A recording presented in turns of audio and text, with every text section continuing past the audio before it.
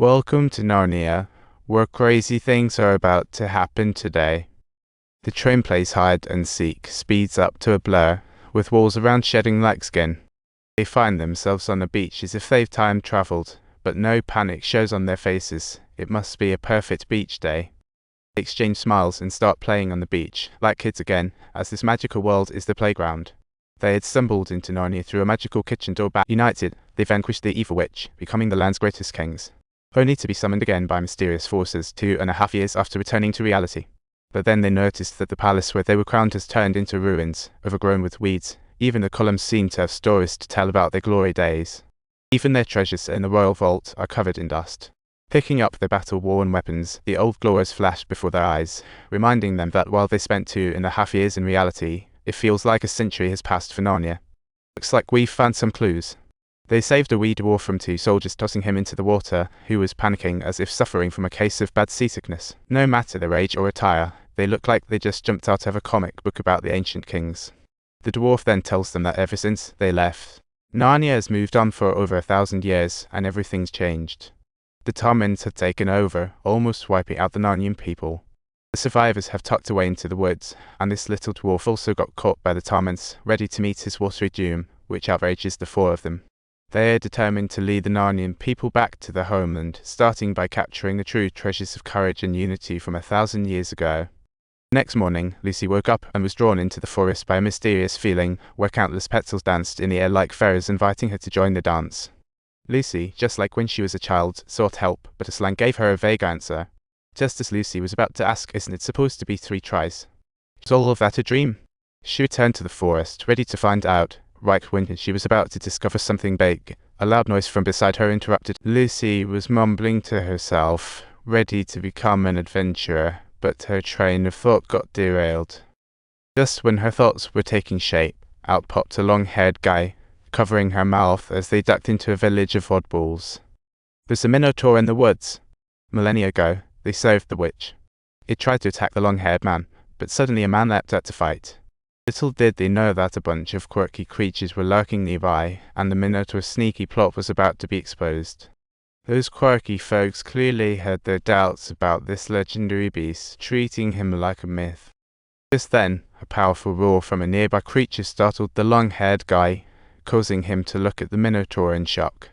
This long-haired dude had been running for his life, and now, because of him, the 4 of them had landed in Narnia. Turns out Narnia isn't as bright as it seems. Wicked folks have murdered his father and are plotting his demise too. Caspian was furious and argued with his comrades that his ancestors were the culprits. The consensus was to deal with it right away. Caspian proved to be a master of persuasion, declaring that the current ruler was his father's killer, and if they help him take back the throne, he'd give Narnia eternal peace. You're right. The enemy of my enemy is my friend. If we unite, we'll save Narnia. Alright, let us all bring Narnia back to glory together. Caspian and the Narnian folk began building a bridge by the river, gearing up to launch a surprise raid to reclaim their lost glory. Just as everyone gathered, a young boy suddenly leaped out of the woods, brandishing a sword, and charged straight at them. It was clear he had no idea what just went down, and he kept charging ahead. And apparently, he had no intention of stopping at all. This kid is really brave. Looks like he's intending to take on the whole team solo. By the time they came to their senses, the young boy was already upon them. In the scuffle, almost no one could react in time. Eventually, they nearly turned the whole forest upside down. In the end, the young boy did not choose to give up, but continued to launch an attack. No one could halt his bravery. Even the trees appeared to rally for him.